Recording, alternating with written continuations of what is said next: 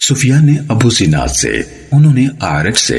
انہوں نے حضرت ابو ہریرہ رضی اللہ تعالیٰ عنہ سے، اور انہوں نے نبی کریم صلی اللہ علیہ وسلم سے روایت کی کہ آپ صلی اللہ علیہ وسلم نے فرمایا، اللہ عز و جل نے ارشاد فرمایا، میں نے اپنے نیک بندوں کے لیے وہ کچھ تیار کر رکھا ہے جسے نہ کسی آنکھ نے دیکھا ہے، نہ کسی کان نے سنا ہے، اور نہ کسی انسان کے دل میں ان کا خیال تک گزرا ہے۔ کتاب اللہ میں اس کا مصداق یہ آیت ہے، کسی کو معلوم نہیں کہ جو نیک کام کرتے رہے ان کی جزا کے طور پر ان کی آنکھوں کو ٹھنڈا کرنے کے لیے کیا کچھ چھپا کر رکھا گیا ہے۔ صحیح مسلم حدیث نمبر 7132۔